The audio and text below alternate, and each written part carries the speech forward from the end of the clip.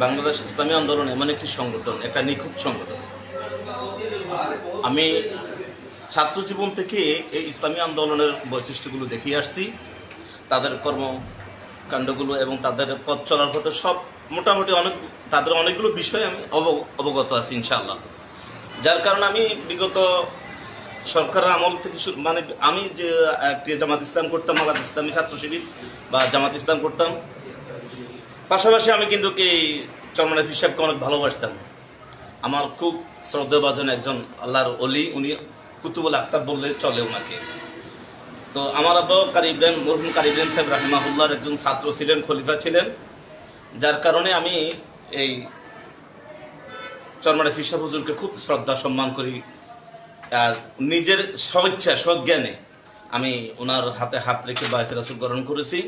এই জন্যে কেন ইসলামী আন্দোলনের যে কর্মকাণ্ডগুলো, তাদের যে আচরণ বিধিগুলো অনেক সুন্দর।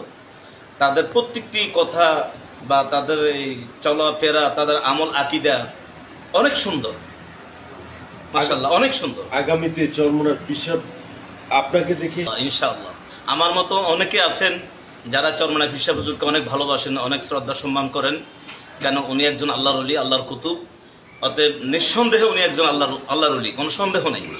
কারণ ওনার অনেকগুলো বিষয় আমি ফলো করছি, যার কারণে আমার সঙ্গ বা আমার সহযোগী যারা আছেন, আমার বন্ধু বা আমার ফ্রেন্ড যারা আছেন, সকলের কাছে আমার বিনীত অনুরোধ থাকবে এটাই, বাংলাদেশ ইসলামী আন্দোলন এমন একটি আন্দোলন, এমন একটি সংগঠন, নিখুঁত একটা সংগঠন, যে সংগঠন যোগ দেওয়ার জন্য এবং হুজুরের হাতে হাত রেখে বায়াত রাসূল গ্রহণ করার জন্য।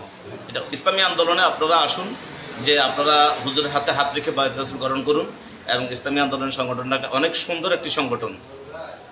আমি জামাত ইসলামকে আমি ভালোবাসি, ছেড়ে না, আমি জামাত ইসলামকেও ভালোবাসি। তারপরে আমার ভালো লাগছে সরমানা ফয়জুল করিম সাহেব, মরহুম এসাক সাহেব হুজুর রাহিমাহুল্লাহ, ওনারও অনেক কিছু আমার ভালো লাগতো, ওনার কালচারগুলো আমার কাছে খুব ভালো লাগতো। যার কারণে আমি মনে মনে অনেক দিন থেকে আমার একটা প্রত্যাশা ছিল যে আমি চরমনাই পীর সাহেবের হাতে হাত রেখে আমি বায়াত রাসূল গ্রহণ করবো। আমি মনে মনে এটা ঠিক করে রাখছি। জি, আমার নাম মোহাম্মদ মিজানুর রহমান চৌধুরী বা মাওলানা মিজানুর রহমান জিহাদি, আপনার লাকসাম মনোহরগঞ্জ। আমি অনেক নিজেকে বুঝতে পারবো না যে আমি কি পরিমাণ খুশি হলাম, কি পরিমাণ আমার আত্মতৃপ্তি হলো, যেটা আমি বাসা প্রকাশ করতে পারবো না। হুজুরও দেখি আমি অনেক আনন্দিত।